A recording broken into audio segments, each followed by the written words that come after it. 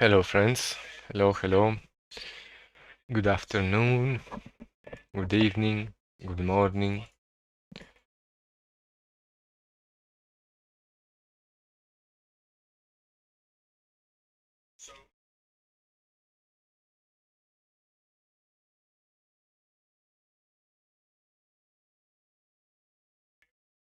How are you? How was your day so far?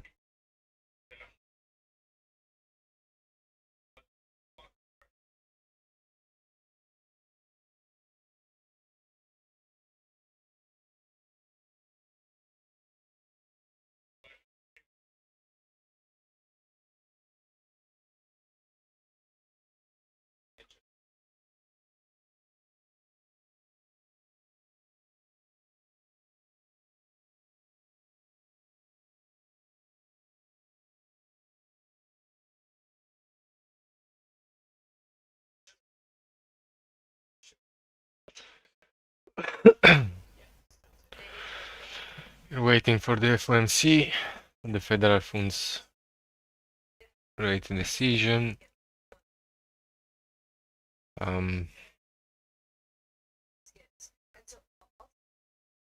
I did trade in the morning before even the session opened, up 4 ticks. Didn't take any other trades. Waiting for now. And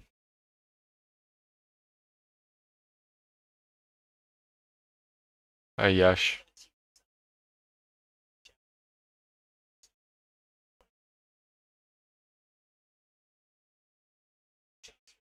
Right, so pretty much the situation is almost the same on all treasuries.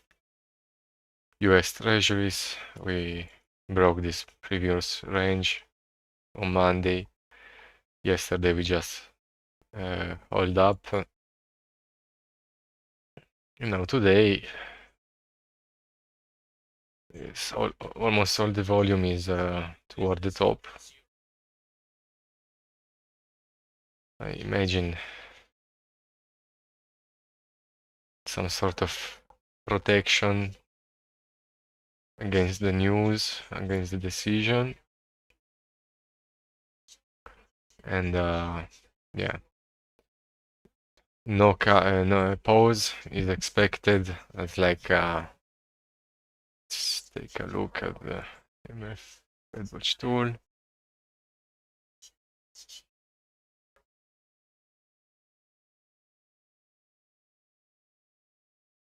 $16 minutes. 99.5%, nothing flat. So it's given for granted. If this is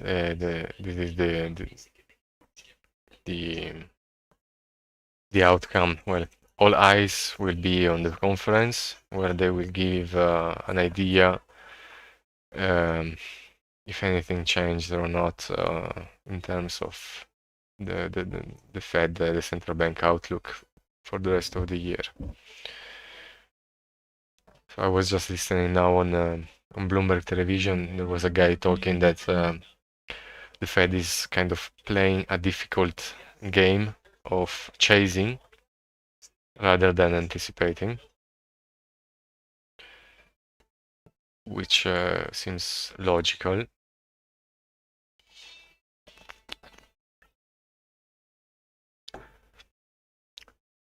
So yeah, let's see what will happen. 10-year yields for an upside move had to hold below 455. They didn't. Back toward the top, and of course the end back at the bottom.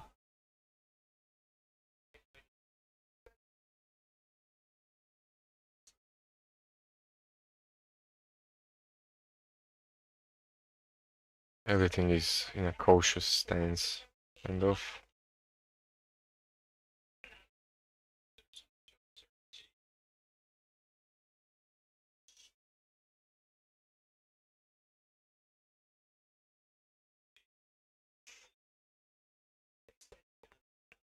Bund. Down, bubble down.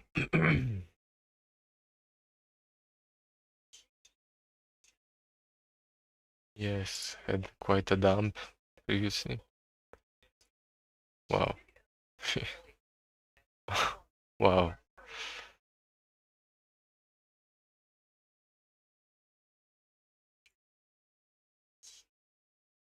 Nvidia had a difficult day as well. In some comments, I read. I didn't watch. I wasn't at the desk most of the afternoon.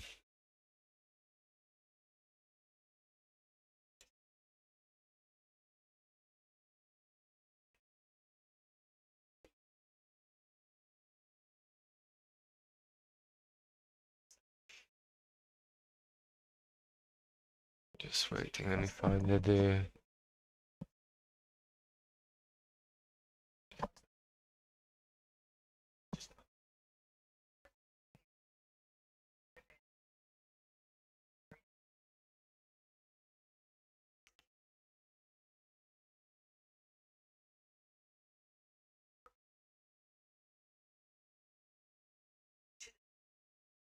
have these already open for the conference. It will be a little bit delayed, but I will read the news on Xenith anyways.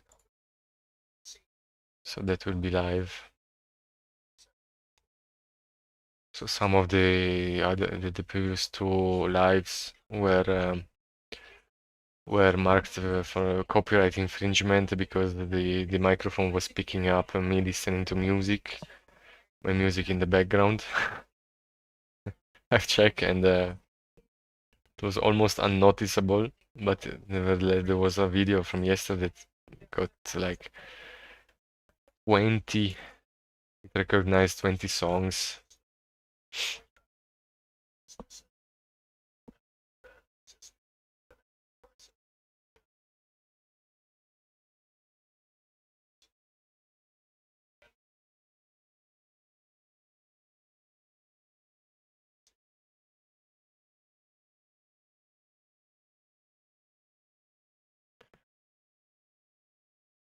Almost in a, I mean, four fourth day for day for winning streak. 18% complete. First week was so and so, ended 0. Actually,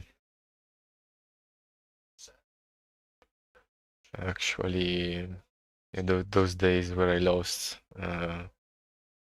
had an impact on the win rate. Sharp sortino, profit factor 1.51. I strive for a profit factor above 1.5 toward the 2s, but yeah, this is just, what is it, the 7 day, so these statistics mean almost nothing. It's too short of a time for a benchmark.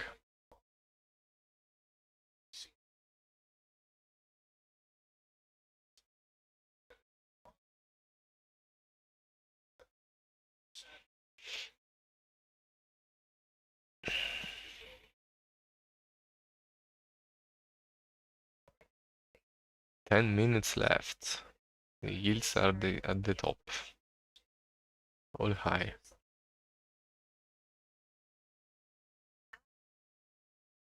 Hello, Satan's lawyer.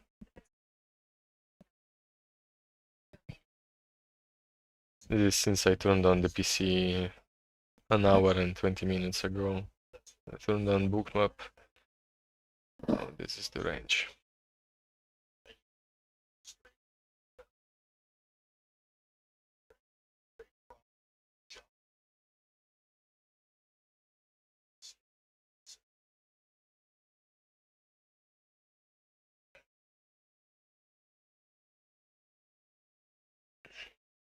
Quite a dump.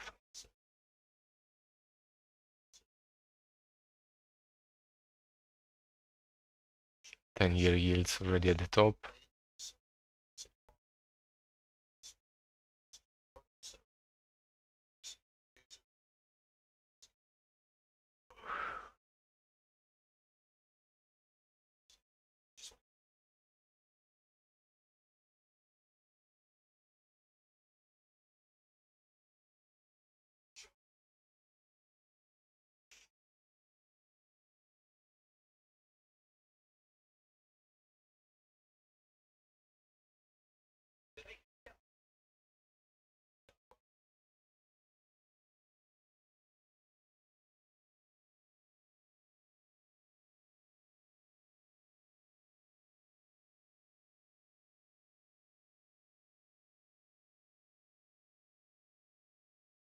What affects 30 years bonds, central banks, all the other bonds, any comment on policies, anything that moves the yields. So I would say, first of all, to look at all of the rest of the curve, because the 30 years doesn't move move without the 10-year participating. So if we are at the top of a range or moving away from the middle of a range, but the 10 aren't following while the 30s are making the move, well, you need the 10 years agreement, I would say. So yeah, 2-year, 5-year, ultra 10, 10, 30, ultra 30. And also I got the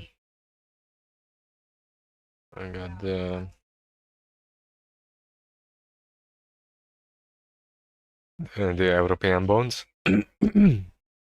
European bonds, the 5 and the 10, with some dollars for the 30 and the 2. So 2, 5, 30, 10. And especially in the morning and overnights, where the European bonds kind of dominate.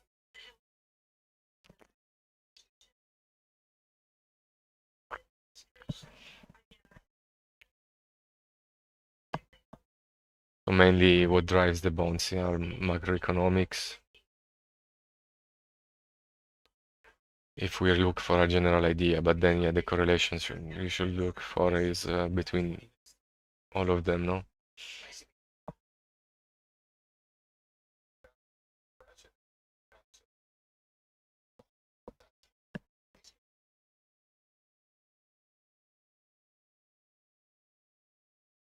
Let's put this one here.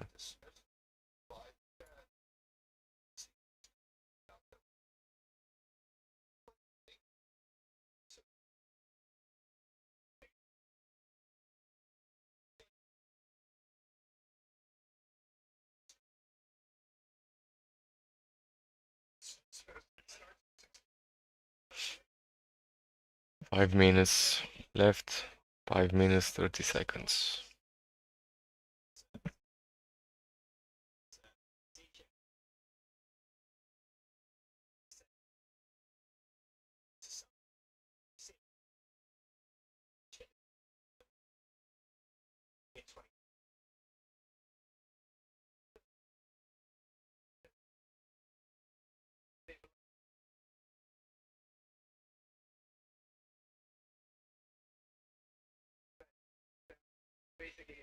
One.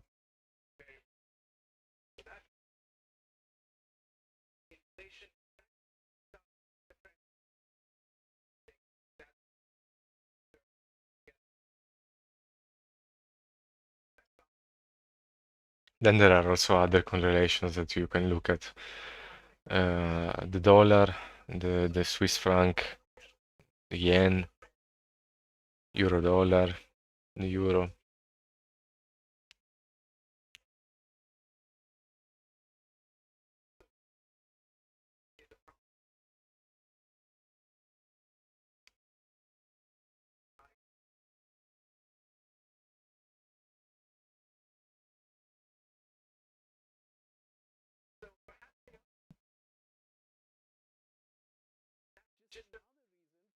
to stay on pause. Can you tell me if you hear the Bloomberg television? It will be relevant, especially later. So I just check the volumes. As I will we will listen to Powell in the conference together. As this idea of their concern with respect to inflation stickiness. We're some ways away from that. I agree with Mohammed, what he said earlier, that is one of the key risks, and that is what could really cause another spike in vol in markets. But I think we're some ways away from that. So we kind of roughly laid out a couple criteria for the Fed to hike. One of them would be that the core PCE gets back to 3%, which again is a difficult path when you're down to 2.5 after March. So 3% on the core PCE, and not just because of tariffs, right? So if it's because of tariffs, sure, you could get there, but you assume it doesn't have long-term implications. So 3% with an unanchoring of inflation expectations. 30s are higher, much higher than the 10s. Enough for the Fed to hike again. Kathy Jones, Adityan is known for Bank of America, talks about an optionality to March. What's the options, the optionality that Chairman Powell has in his press conference? Yeah, I think the options he has is to signal that there would be a rate cut if the 2 years are just consistent with that. getting wrecked. He would have the option also to signal that the Fed believes it's done and that it may be thinking about hiking rates down the road.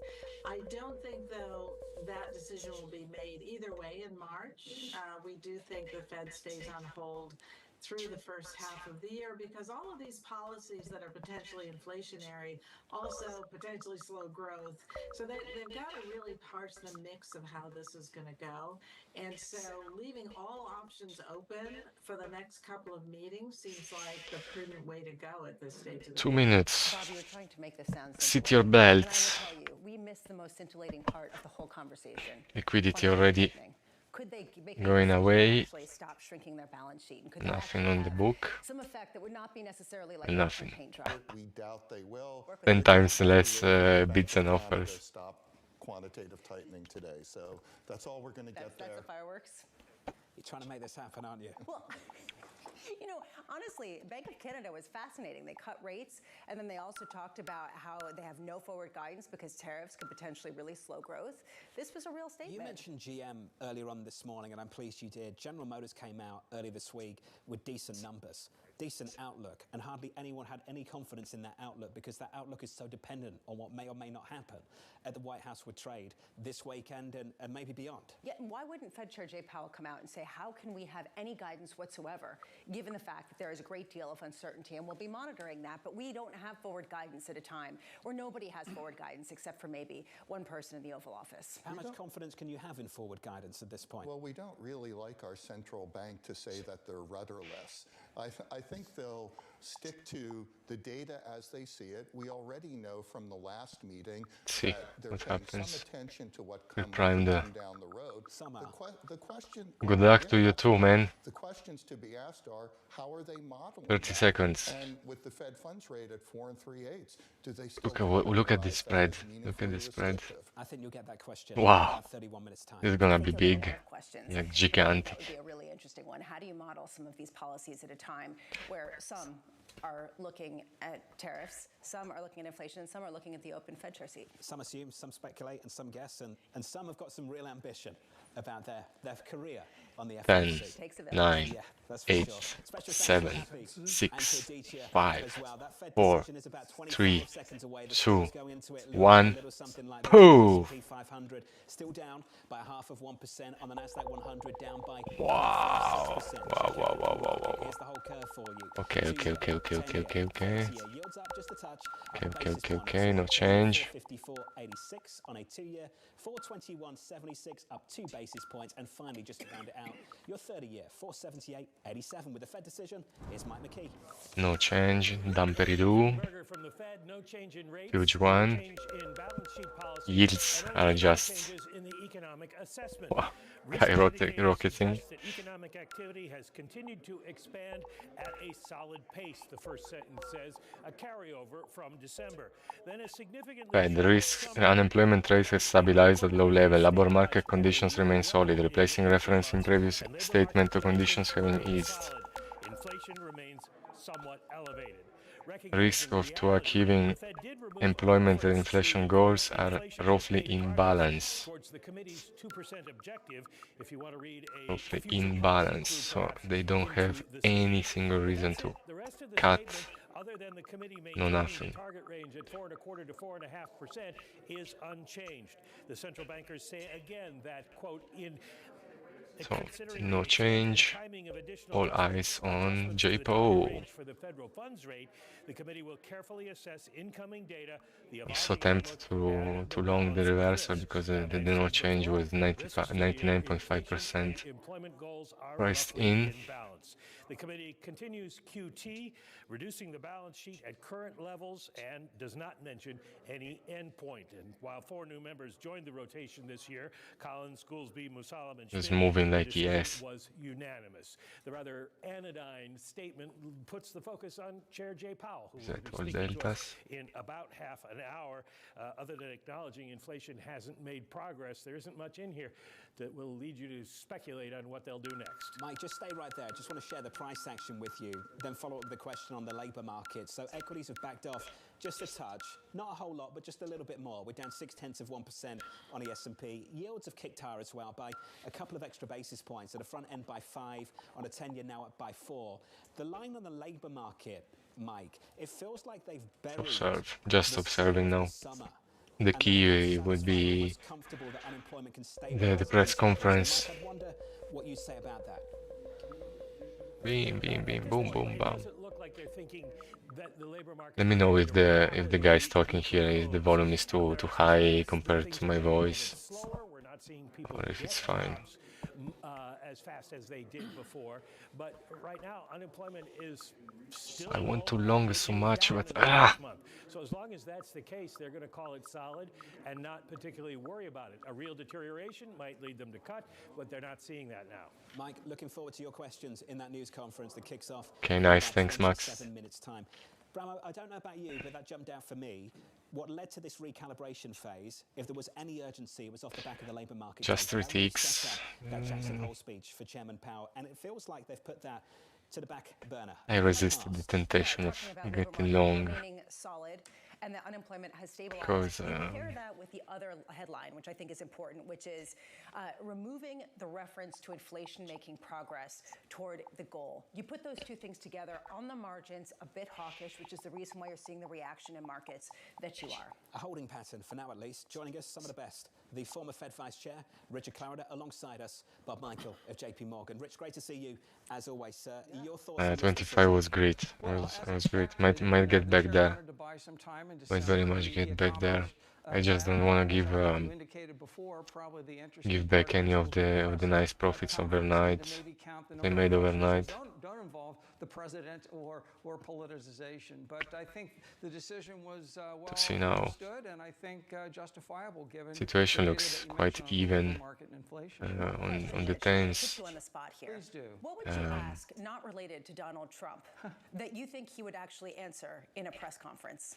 Pretty much I'd same like on to the get a 30s. sense, from them on what it would take for them to start thinking seriously about doing a rate hike. You know, he's gotten a question along those lines at prior press conferences, and he's more or less said that's not on the radar now. We're not thinking about it. Again. Answer it again. Want to click? October 10, 1971. I remember it well. You remember that well. Yeah. Yields are backing off Arthur Burns, quite a bit. and we have the Nixon tape, so we know what happened. Yeah. There was a lot of political pressure on Chairman Burns at the time. In what way will Mr. Trump express his displeasure, and how should the Fed respond?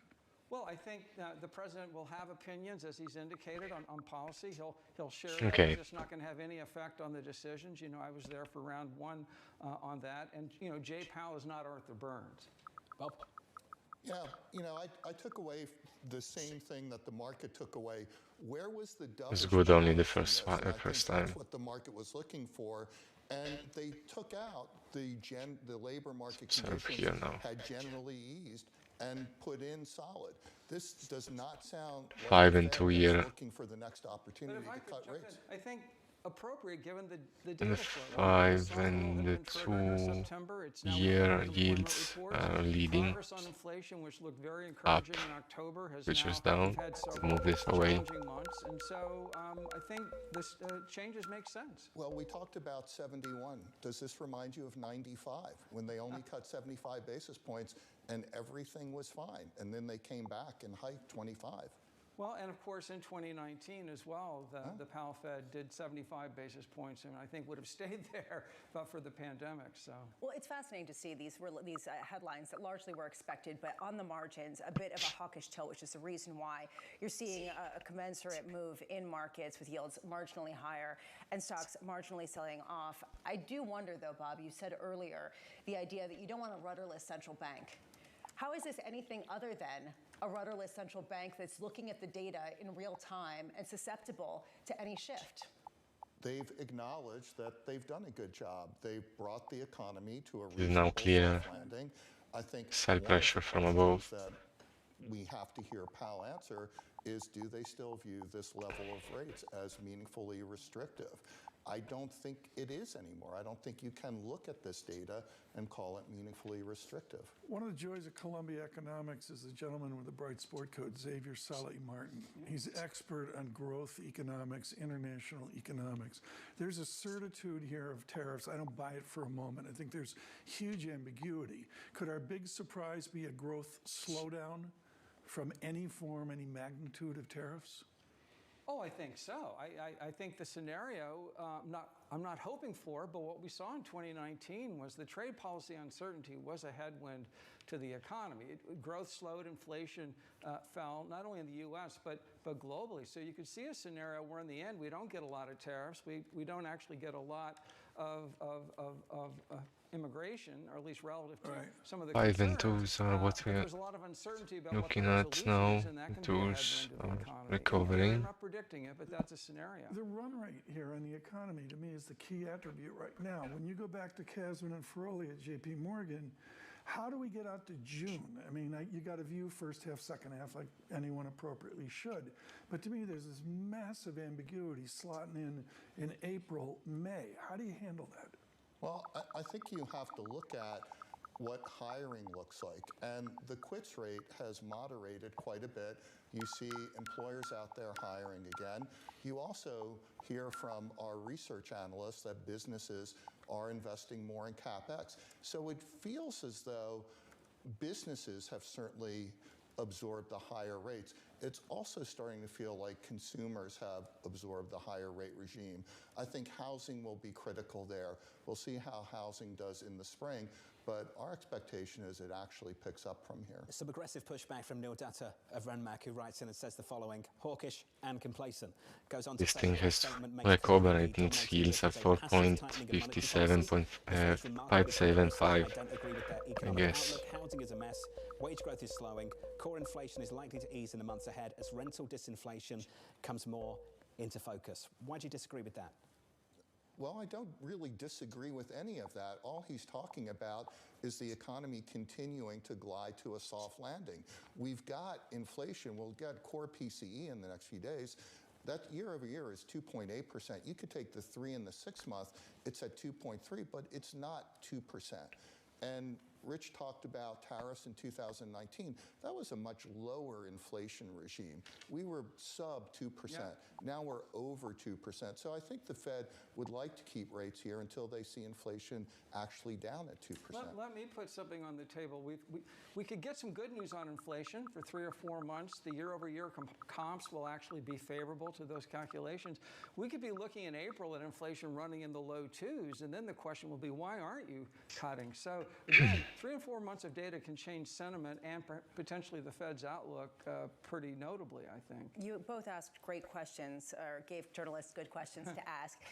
You were asking what would it take to hike rates, put that back Doing on the nothing table. now. And Bob, you asked, are rates meaningfully restrictive because you don't think that the evidence points to them being so. Rich, would you agree that based on the economic data, it is hard to say that rates are meaningfully restrictive despite what you're seeing in the housing market and despite the normalizing that you can see in some pockets as potentially weakness? Well, certainly rates are less restrictive than they were. I judge that they still are restrictive. What I would say, however, is part of the reason financial conditions appear pretty supportive is markets continue to price in rate cuts.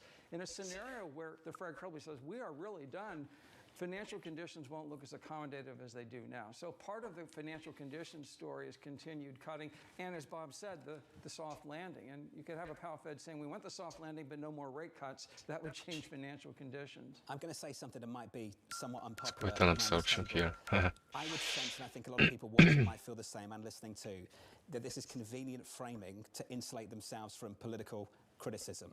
That back in December, Chairman Powell made such a hash of it in the news conference. Yeah, Max, I think that the conference will shake stuff up. The outlook And now they get to put out a statement for the rest of the year. about elevated inflation. It's pretty much the knockout was given for 99.5%. Has that much changed in the last Granted, 6 no. weeks? Why didn't they make this argument back in December? Very well priced in. Or is it about the data? No surprises, no nothing. Let's just say that I will say it seems like nothing new. It's going to be an increasingly politically delicate situation for Jay Powell. I'm curious to see whether he just answers. I'm saying this is one way of insulating the committee from that criticism. Yeah, 15 minutes. Say it's about inflation, it's about the data, and we're not talking about policy. Well, and at some Then we levels, continue some our members probably feel that way. Question is who, right? Are there people who are factoring certain things into their That's views? how the I will market say takes the it. flipping and the flopping. There should be at some point an anatomy of what happened in all of this time to really understand exactly what the deliberative process is at the Federal Reserve. Rich can tell us what he really thinks in a commercial break that starts in about an hour's time after that news conference is finished. Do you want to share it now? Well, as I said, they made the judgment in September. The labor market was softening. The SOM rule had been triggered. They had good inflation numbers. I actually think it's no more complex than it is data dependent. And in particular, they were disappointed that there was not more progress in inflation. Completely right, Lisa, that if we get back below this area, the staff forecasting, what do people factor nothing in? negates the attempted breakout. The placeholder was in the staff forecast. Or if it holds. All depends on Powell now. As well. I'm sure he'll be asked that. If you are just joining us, welcome to the program. Equities declining by 0.8%. This was meant to be a non-event, turning out to be somewhat of an event. Rates unchanged, but with a hawkish bias in the statement. Bond yields are a little bit higher off the back of it as well. If you check out the 2-year, 10-year, and 30-year going into this decision and the release of the statement, yields will have some sort of now up by 5 on a 10-year to 4.58. Kind of PMG joins us now for more. Diane, welcome to the program. Feeling that all this down move can be negated, you know? I don't know, it's just a feeling, nothing else. Kind of overdue because nothing new came to the market overall. Report than expected at the end of the year. That is factored into the statement with the solid Either the recent upside that we had on bonds. It's kind of a in the first 3 months of the year, January, hope for a cut. February, But March, no, and that will be interesting because they really need to. comps, but they're changing the seasonal adjustment to the personal consumption expenditure index, which the Fed targets. That's important. What the Fed can't do is they can't front run policy. There are policies that people fear are So we don't trade feelings, so I mass just deportations and tax cuts. On the flip side, there's policies they see as disinflationary, deregulation, and cuts in government. it has a reason to go And up. until we know That the is sequence of policy, the magnitude which is of this. policy, the Fed can't front run that, even though they're doing simulations on it. And the magnitude is different today than it was in 2018 or 2019. I think the other important issue is that the embers of inflation are still burning. This is not a situation where they've already defeated inflation. So it makes sense, again, behind the data. I think they'd like to be more forecast oriented. No, I don't click. I don't click. But I don't know how they I don't can click. I be, just wait. because one, we don't know the sequence of those policies, and two, it's important that the U.S. economy has humbled the Fed more than once. Jason, Diane, you stopped me cold today with a Jason Furman chart. going back to the 30s, the analog back to Smoot-Hawley as well. And there's a lot of other noise going on as well. But the answer is the unspoken here is disinflation, and not the fear of outright deflation, but just the slowing of the economy, which gets you, frankly, to a Bob Michael lower yield environment. Discuss the analog you have back to the 30s and tariffs, as you showed in the Furman chart today. Well, you know, Jason had put that out there a long time ago. It was really important was that we had a major tax hike in the form of tariffs, the Smoot-Hawley Tariff Act of 1930, after we were into the Great Depression, which tipped off a trade war with 25 countries and a 67% collapse in global trade. And that was important because it added insult to injury and pushed us further into the depths Before of the Great Depression Powell, globally, and bets helped are us open see of World War II. if he So says, that was very if important. the first Already two words he context says in other the than conference will what be disinflation and good deflation afternoon is or not. occurring. So if you That want is to not bet, the case today, and that's why, you know, but we don't go to know. Poly So Market. I will There is a certainly, bet as on Rich what will pointed be out, the first about words which policies by have Powell. influence, you know, which is more weakening, which is I'm more gonna go inflationary, to or the which toilet is the one thing we've not talked and about, stagflationary out there. That take a is 5-minute break, guys, possibility, and I think that's before he important too. And starts. the Fed is looking at this saying, listen, we're looking at the data. We got the data in the last 5 weeks. We've gotten data that justify that statement, and that's it. Period. Full stop. Wait and see. I want to bring you into this because there is a question around scenario analysis and how this Federal Reserve is going to analyze the ramifications of tariffs at a time that otherwise is somewhat inflationary. What would you say to that? Do you have a sense of what that scenario analysis looks like? Well, they're probably looking at more than one, and they have to factor in retaliation, no retaliation. They have to factor in how much does the dollar adjust. They have to factor in how much do U.S. companies piggyback off the tariff for domestic companies to hike. So if I were there, I'd probably say they might be looking at 4 or 5 different scenarios, and then in the end, you sort of put a weight on them to give you your forecast. I don't think they're at that. My sense is they're probably not at that point yet in terms of detailed probabilities on each, but they're starting to go down that road, I think. The Fed is in the best position it's been for 20 years. Think of it this way. If something goes wrong with policy, either rates are too restrictive for too long, or something comes out of the administration that causes the downside and unemployment goes up a lot, they can cut rates a couple hundred basis points from here. They've got plenty of room to do that. If the other happens, and actually there's a reacceleration in growth. We're in too much of a pro-growth mode, the golden age of America, and inflation starts to tick up. They can hike rates 100 basis points or so. It's been a long time since the Fed has had that capability to react in either direction. Dan Swank, I want to give you the final word just on that conversation. Bob Michael says it's the best position this Fed's been in 20 years. Do you agree? No.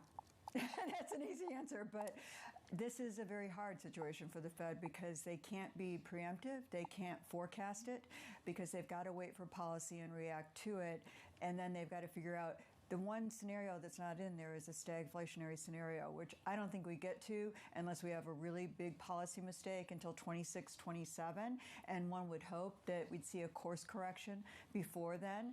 But that is one of the scenarios you have to put into this equation.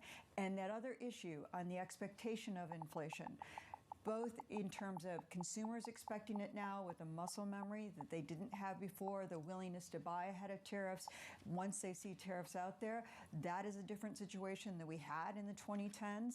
And the fact that companies have already raised prices through this cycle where we didn't have that in the 2010s. No one even thought of raising prices except for the things that were tariffed, which were passed on or bought with them, like dryers with washing machines. So I think we really have to look at this as a very different scenario. And to me, it doesn't feel like the easiest place at all for the Fed. It's one of the harder positions for the Federal Reserve to be in. Dan, I think that's probably the difference between economists and market participants right now, explaining that one. Dan Swank there of KPMG. Matt Lazzetti at Deutsche Bank is an economist, and Matt Lazzetti joins us now for more. Matt, you came out last year, one of the first to do so, and said no rate cuts in 2025. Do you think this statement today, this afternoon, sets us up for that? Well, I think the statement moves in that direction. It's a mark-to-market of the data that we've seen since the December FOMC meeting, and I think it acknowledges that the Fed is feeling a bit better about the labor market, the downside risks that they were worried about there last year. they're not completely gone, but they've diminished, and that we've seen kind of a lack of progress on inflation over the past several months. But the reality, and as part of this discussion, we're going to see big changes in data flow over Q1 and over the coming quarters, and we have a lot of policy risks that are out there, especially from the Trump administration.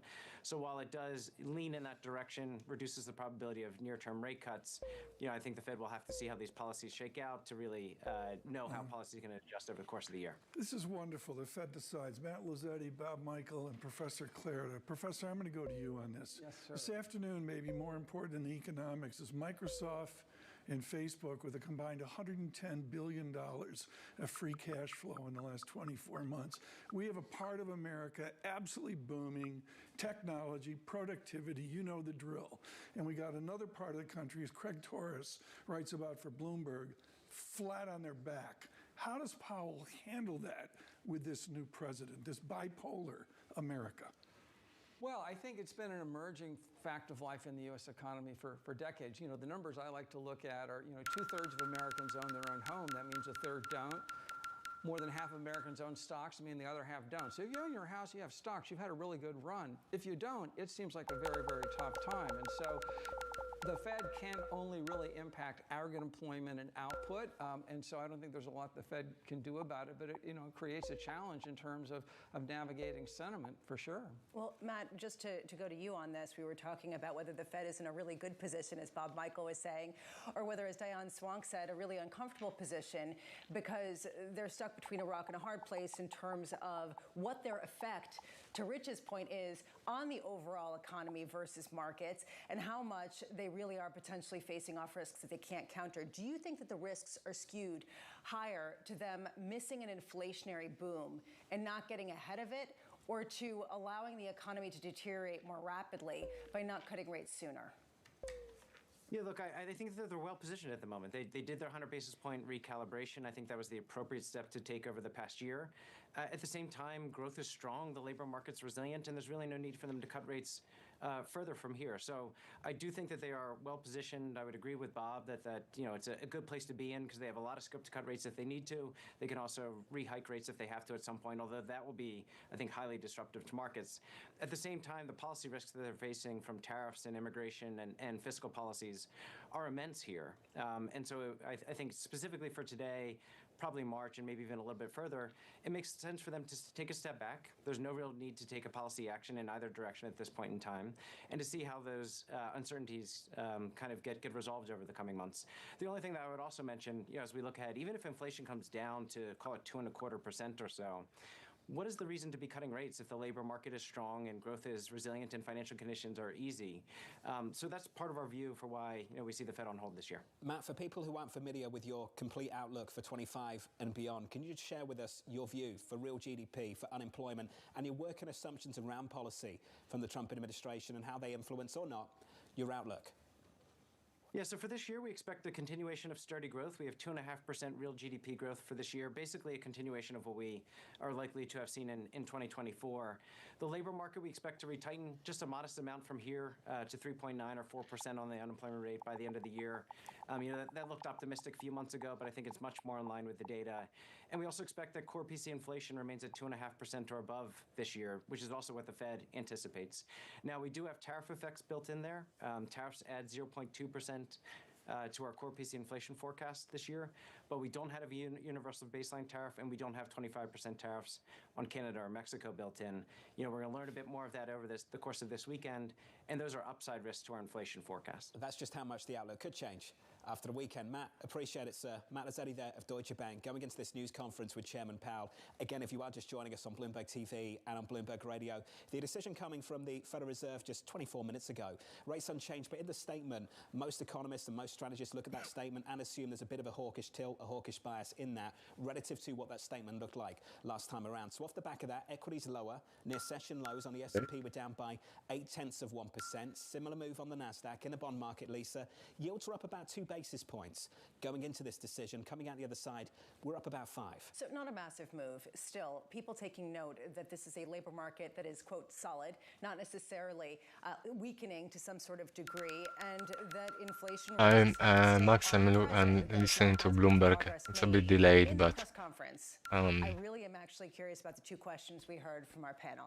I think that they are very important questions. Number one, what would it take to hike rates at a time where potentially you could end up with that I'm gonna listen rates meaningfully restricted for at the a time conference. when I have it as a background Bob, do chatter you think they almost are all the time. meaningfully restrictive?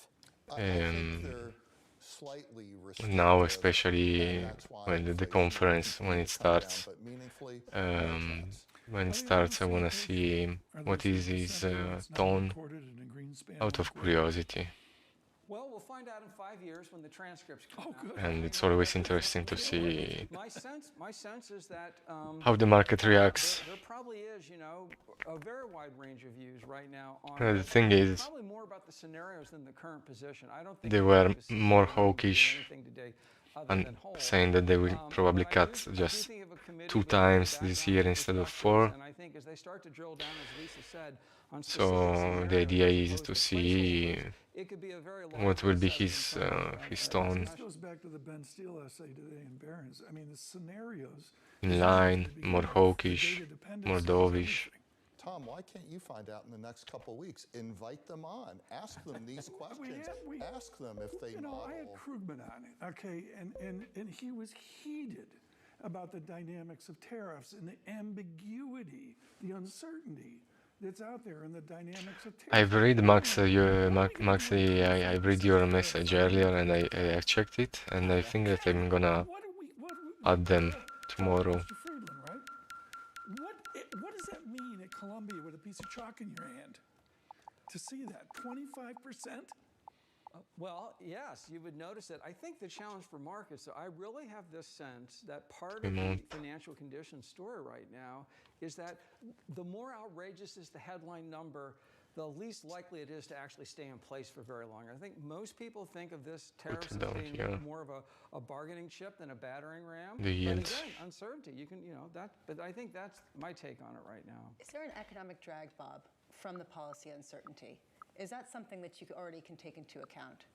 It doesn't feel like it. It feels like there's no obstacle to accessing capital. We see businesses out there acquiring capital and doing things with it. You just look at the size of the private credit market. We've gone an hour. We haven't mentioned that. There you go. It's closing in on $2 trillion. The Fed Watch tool is based on the 3-month SOFR. Which I think will surface over the next couple quarters. One of the confidence aspects that people So definitely worth looking at it. the ultimate check on this president, on the ultimate check of this Fed, because they're looking at a lot of the data, and an ultimate check on exactly what is permissible and what isn't. How much, Rich, do you think that, frankly, the Fed is comforted by the strength and the resilience in equity markets and with the bond market where it is to basically give no guidance and outsource? 22, 28 range. I do think the interplay between financial conditions and policy is an important one, and I'm sympathetic with where you are right now. I do think that to the extent that you do view the S&P as being a check on bad policy or the bond market vigilantes being a check on irresponsible fiscal policy, that's a plus if you're at the Fed versus a minus, I think. One of the biggest economies has got to rebuild over the next several months and maybe the next several years. And in the last 60 minutes, we've hardly talked about it. California, Los Angeles. I think that's going to be a piece of this news conference through the next hour. The rebuild effort we need to see in the southeast of this country, hurricane hit towards the end North of last Carolina year. as well, yeah. Absolutely. Yeah. And in the west of this country, on the west coast in California, in Los Angeles County. That's a lot of rebuilding that needs to be done. And I'd love to hear from them today how much disruption they expect, how much disruption they expect and distortion to the economic data that we're going to get in the next several months, and the inflationary impact that we could see off the back of that rebuild effort as well over the next few quarters. Essentially, when people have to rebuild and they have to hire and they have to spend a lot, that can, on the backside, end up to some sort of boom that can be distorted as well. This goes to the point of how do you take data seriously, but maybe not literally every single time. Then you've got the policy changes expected on top of all of that as well. I think for them, they get a free pass today. I think this will be better. March 19th gets harder. Mohammed said it earlier. Because Bloomberg is always 10 seconds for the Federal Reserve and for the news conference behind. You know,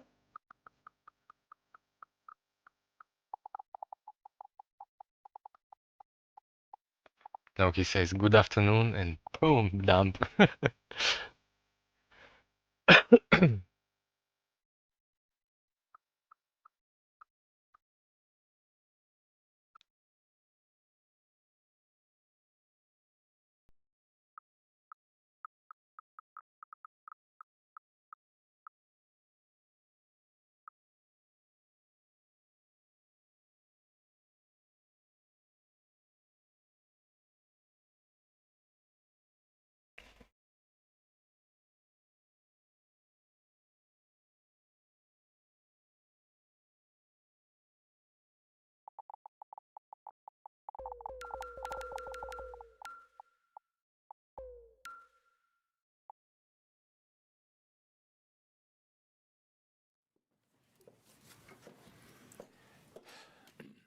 afternoon.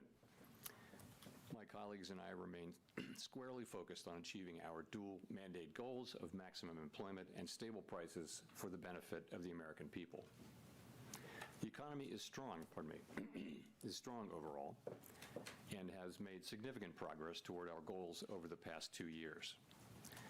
Labor market conditions have cooled from their formerly overheated state and remain solid.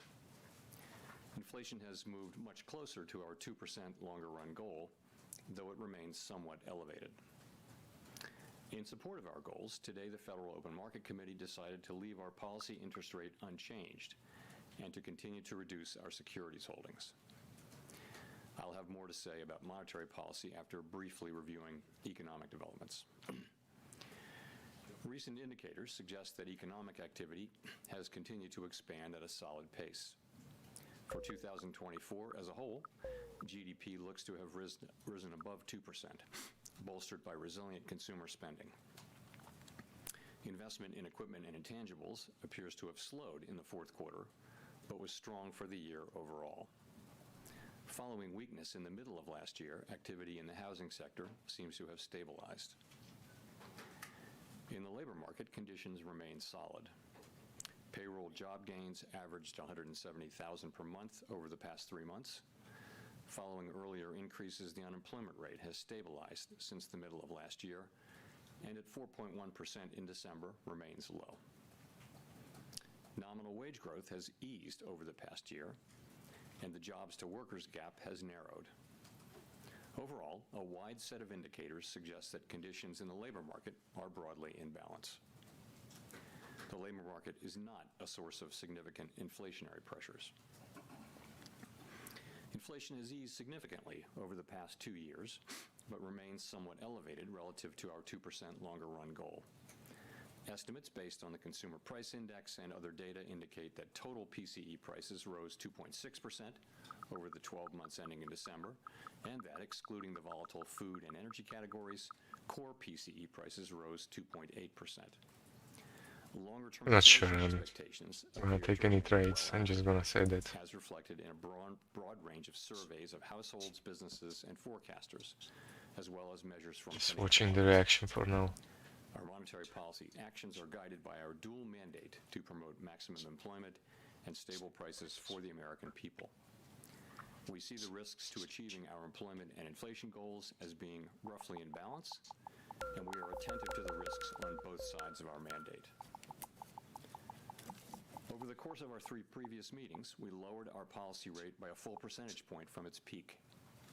That recalibration of our policy stance was appropriate in light of the progress on inflation and the rebalancing in the labor market. With our policy stance significantly less restrictive than it had been, and the economy remaining strong, we do not need to be in a hurry to adjust our policy stance. At today's meeting, the committee decided to maintain the target range for the federal funds rate at 4.25% to 4.5%. We know that reducing policy restraint too fast or too much could hinder progress on inflation. At the same time, reducing policy restraint too slowly or too little could unduly weaken economic activity and employment. For now, he's not saying anything new. The main stuff that he needs to say is probably the outlook for the rest of the year. As the economy evolves, we will adjust our policy stance in a manner that best promotes our maximum employment and price stability goals. If the economy remains strong and inflation does not continue to move sustainably toward 2%, we can maintain policy restraint for longer. If the labor market were to weaken Higher for longer. or inflation were to fall more quickly than anticipated, we can ease policy accordingly.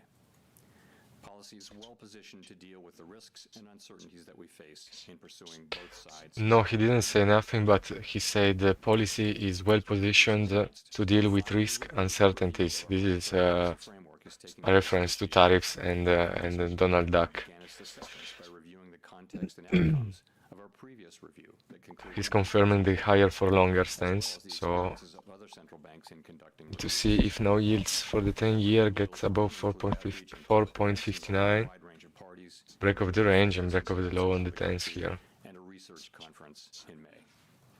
Throughout this process, we will be open to new ideas The bid pulls. and we will take on board lessons of the last 5 years in determining our findings.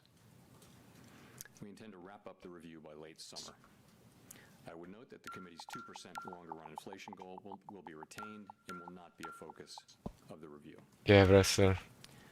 The Fed has been assigned 2 goals for monetary policy: maximum employment Higher for longer remains the to support 4.59 on keeping inflation 10-year sustainable yields to our 2% broken. goal, and keeping longer run inflation expectations well anchored. Our success in delivering on these goals matters to all Americans. We understand that our actions affect communities, families, and businesses across the country. See if it holds. Is in service to our public mission. We at the Fed will do everything we can to achieve our maximum employment and price stability goals. Thank you. I look forward to your questions. Questions time. Mr. Chairman, Steve Leisman from CNBC. Mr. Chairman, at a event in Davos, or from to Davos anyway, the president said he'll demand that interest rates drop immediately. So I guess I have a 3-part question. Has the president done this to you? Has he made that demand? Secondly, what is your response to that? And third, what effect, if anything, Not going to comment on what the president said. have on policy? Thank you. 3 questions. I'm seeing it really as one question, though. So I'm not going to have any response or comment whatsoever on what the president said. It's not appropriate for me to do so. The public should be confident that we will continue to do our work as we always No have, contact with the president. focusing on using our tools to achieve our goals. The president can say whatever he wants, and the Fed is an independent mechanism. Can you just comment on whether he's physically communicated his demand to you? I've had no contact. Wait. Nick Timmeros, The Wall Street Journal. Chair Powell, you and several of your colleagues said around the time of the last meeting that your policy stance was meaningfully restrictive. Given economic and financial... Come on, give me a feel, give me a feel. How has your confidence changed? No in feel, an assessment that says not interest rates too. are meaningfully restrictive? I don't think that my assessment really has changed. I mean, a couple of things have happened. We've gotten more strong data, but we've also seen rates move up at the long end, which could represent a tightening in financial conditions. I think if we look back over the past year or so, we can see that policy is restrictive. If you look at the effect of high rates on Moved away from spending, 459. people in housing, It was if you quite look at the fast. achievement of our goal variables, we're seeing the economy move toward Would have kept the and has moved largely to if this pulled. we really Only in look this case. at movement toward the goal variables to make that assessment. Now, policy is meaningfully less restrictive than it was before we began to cut. It's 100 basis points less restrictive, and for that reason, we're going to be focusing on seeing real progress on inflation, or alternatively some weakness in the labor market before we consider making adjustments. If I could follow up, does the economy here warrant meaningfully restrictive interest rates? And would you judge interest rates to still be meaningfully restrictive if you were to lower them by another quarter point? So I think our policy stance is very well calibrated, as I mentioned, to balance the achievement of our two goals.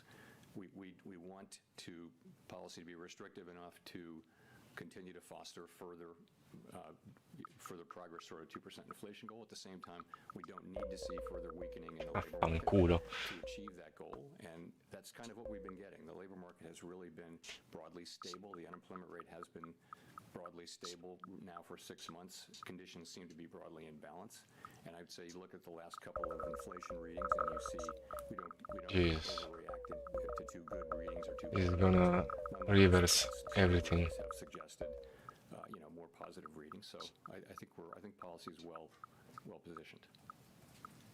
Colby from the New York Times. Colby Smith with the New York Times. Chair Powell, how should we interpret the removal of the line from the statement that inflation has made progress towards the 2% goal? Is that no longer the case? No. So let me look. If you just look at the first paragraph, we did a little bit of language cleanup there. We took out a reference to since earlier in the year as it related to the labor market, and we just chose to shorten that sentence. Again, I mean, if you look at the sort of intermeeting data, it was good, and there was another inflation reading, I guess, just before the December meeting. So we've got two good readings in a row that are consistent with 2% inflation. Again, we're not going to overinterpret too good or oh well. This was not meant to send a Not signal. right, not it's okay. You can take away from all of this that we remain committed to achieving our 2% inflation goal sustainably. And just to follow up, we've seen inflation expectations across a number of measures rise sharply, which has in part been linked to tariff concerns. But there's also been this encouraging data that you mentioned in terms of CPI and rent indices. So how would you characterize concerns about upside risks to inflation across the committee, especially those tied to policies related to the Trump administration? Well, I'd say you see expectations moving up a little bit at the short end, but not at the longer end, where it really matters. And those could be related to what you mentioned, some of the new policies. I think where the committee is very much in the mode of waiting to see what policies are enacted. We don't know what will happen with tariffs, with immigration, Been looking for this long. and with regulatory policy.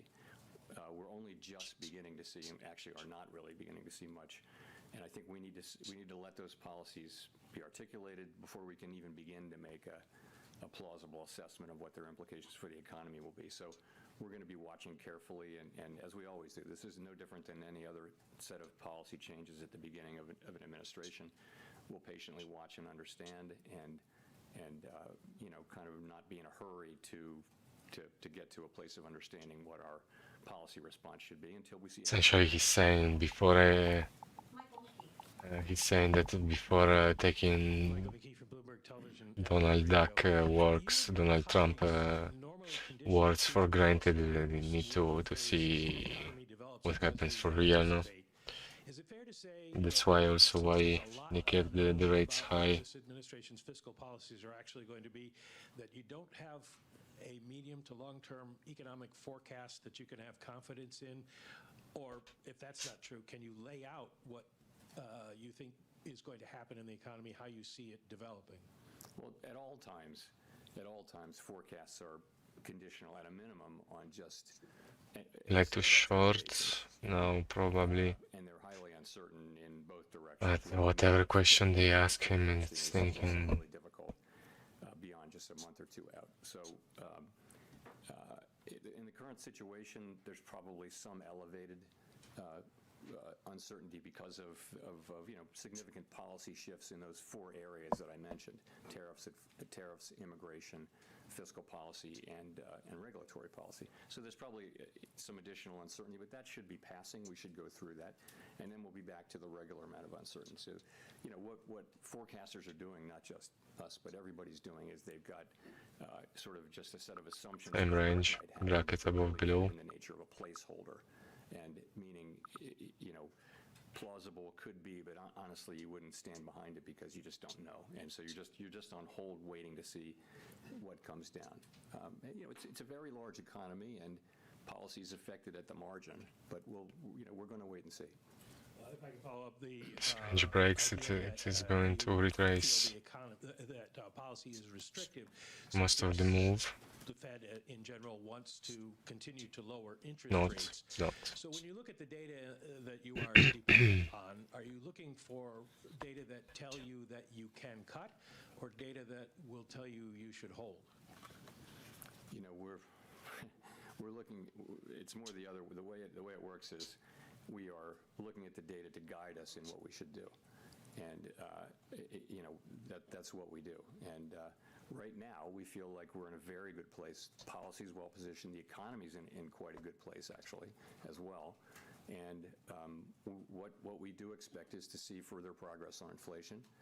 And Not much interest to go higher so far. as we see that, or if we were to see weakening in the labor market, that could foster, we could then be in a position of making further adjustments. But right now, we don't see that, and we see things as in a really good place for policy and for the economy, and so we feel like we don't need to be in a hurry to make any adjustments.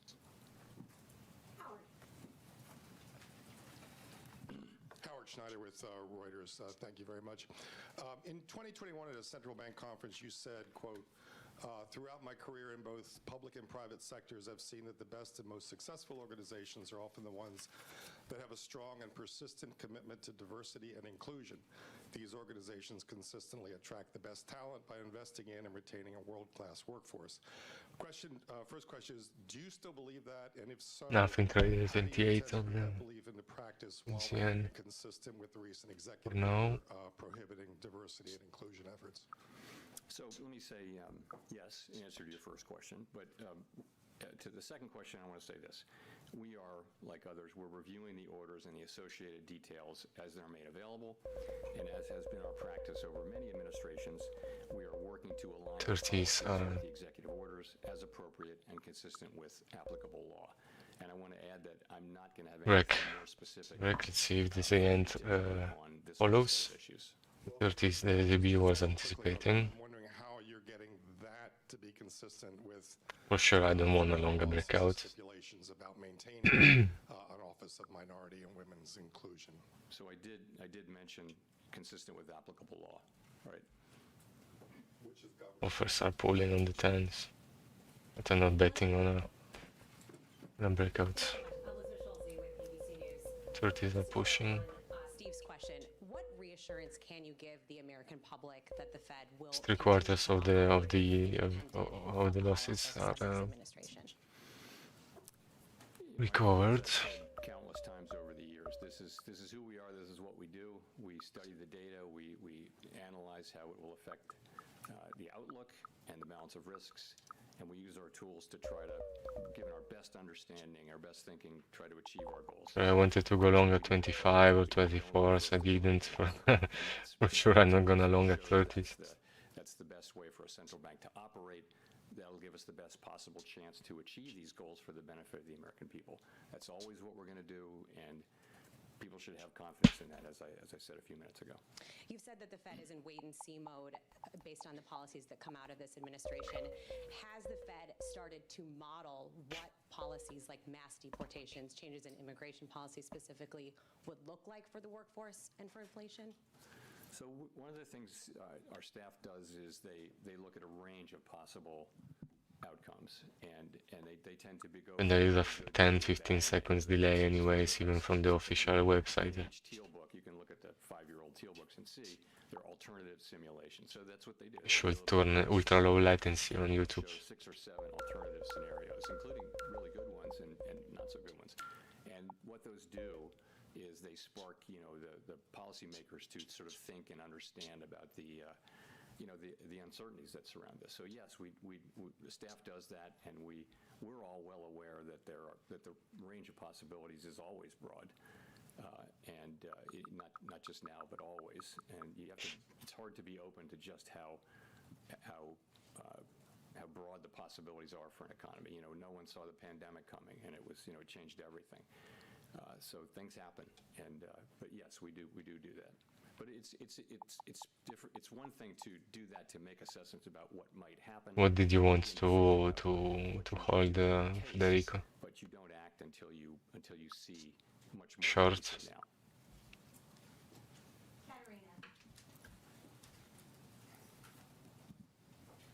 Karina Saraiva, Bloomberg News. You know, last month you talked about yields are giving back all their gains. you know, significantly predicated on more progress in inflation. With the characterization of the labor market in the statement today, would you say that that's even more so the case now? I'd say it's the same. You know, we want to see, you know, further progress on inflation. And, you know, the story's there. We're just going to have to see the data. At the end of the day, it comes down to 12-month inflation because that takes out the seasonality issues that may exist. And, you know, we're just going to need to see that. We think we see the pathway for that to happen. One example, a key example, is that you now do see owner's equivalent rent and you know, housing services, the way it's calculated for PCE. You see that coming down pretty steadily now, and that's the place where most of the remaining gap is. You mean before the overrun, as you will know, before the news? Market services, which don't tend to send much signal. So you can look through all that and think, okay, then we seem to be set up for further progress. But being seen to set This is gonna recover all the. So we're going to want to see further all the down move, most probably. Remember, we're not, you know, we're under 2%, but our goal is 2%, and we do mean to get back sustainably to 2%. And in terms of the labor market, I mean, how is that broadly? You know, you said a broad set of indicators show that it's in pretty solid place. Was there broad agreement on that? There's been a few underlying indicators that are showing perhaps some weakness, a low hiring rate, you know, workers reporting that it's increasingly difficult to find a job. Is that of concern to the committee?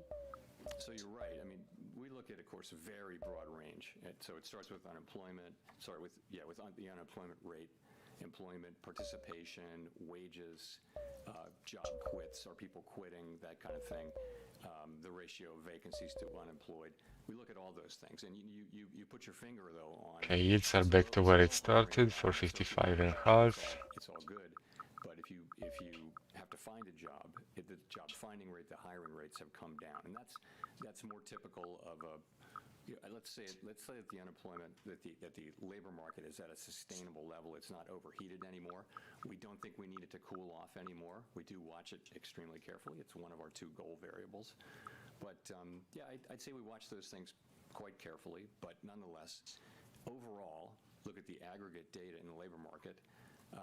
The labor market does seem to be pretty stable and broadly in balance when you've got an unemployment rate that has been pretty stable now for a full half a year. Edward. Thank you. I wonder how they decide who should talk or not on all the questions.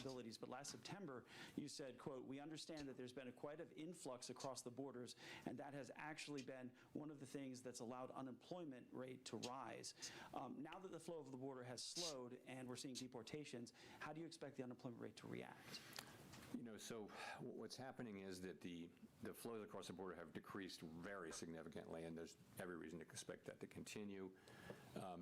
And so, but job creation has come down a bit too. So, you know, if those 2 things come down together, that sort of can be a reason for the unemployment rate to stabilize. In other words, the break-even rate, as population growth slows, the break-even rate that you need in new jobs to make jobs for workers declines as well. So that seems to be something about what's happening. You do see a very flat unemployment rate at a time when you've seen significant declines. I want to ask you about Fed employment. I know that tax money is not used here, but Elon Musk alleges that the Fed is, quote, absurdly overstaffed. We've seen the executive branch push to reduce the federal workforce. I just want to get your reaction. Reducing the federal workforce. We run a very careful budget process. We're fully aware that you know, we owe that to the I would like to short. I've got no further comment. Again. Chris Rugaber at Associated Press. President Trump has said he will lower inflation by reducing gas and energy costs. Do you see such costs as a particular driver of inflation? That's a big Will question. lowering them have a dramatic effect? Chris, I'm not going to react or discuss anything that any elected politician might say. So I'll give you a mulligan. Okay, thank you. Well, nearly 2 weeks ago, the Fed said it was withdrawing from the network for greening the financial system, even as we have significant wildfires in Los Angeles doing billions of dollars in damage. And of course, the NGFS, as you know, is a group to talk about how the financial system could address climate change. Many commentators did see the timing as political. Why did you leave that organization? Can you explain that decision? Sure, I'd be glad to. So we considered this, really at length, and we did decide to withdraw from the NGFS. And really the reason is that the work that the NGFS does has broadened very significantly. Think about nature-related risks and biodiversity and things like that. In addition, the work of the NGFS is in significant part intended to, and this is a quote, mobilize mainstream finance to support the transition toward a sustainable economy. So we joined to get the benefit of understanding what other central banks were doing and seeing research and things like that. I think this is just way beyond any plausible mandate that you could attribute to the Fed. And so we have a quite narrow role, as I've said many times, and I think that the activities of the NGFS are not a good fit for the Fed, given our current mandate and authority. So, and I just think it was time to acknowledge that, this process dates back, thinking about it dates back a couple of years. I made the decision to bring this to the board, some months ago. The process just took time to get here, and this is when we got it and voted on it. So, and I'm aware of how it can look, but it was really not driven by politics. It was driven by kind of the disconnect between the work of the NGFS and our mandate. Other central banks have different mandates and belong to the NGFS. We have no criticism of them, but it just isn't. It's not right for the Fed. Andrew. Thanks, Andrew Ackerman with the Washington Post. I'm wondering if you could talk more about what further progress would look like for consumers. Well, 2% inflation down to 2% sustainably is what we're trying to achieve. We're somewhat above that, as you know, and we want to see serial readings that suggest that we're making further progress on inflation. That's what we want to see, and consumers will pick that up, of course, in the things that they buy at the grocery store or at the store. The other thing I wanted to ask was just how far away. All right, guys. I think that that's okay for me. I need to go because my lady will be back in like 20 minutes. Have to hit the food. No trades for the FOMC. That's fine. The idea was I wanted too long because of nothing new, and the reaction was overdue, and so yeah, I didn't take that, and there we go.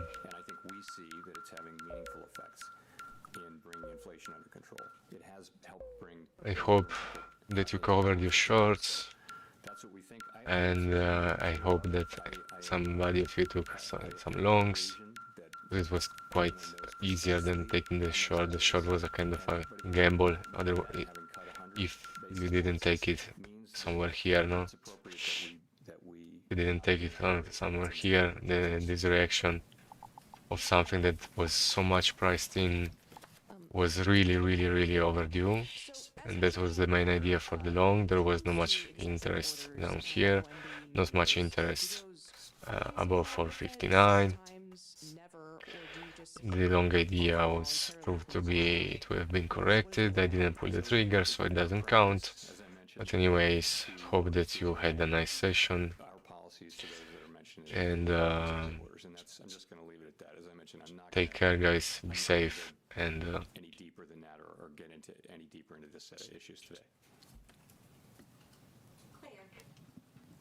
bye bye, Powell. Bye bye, guys.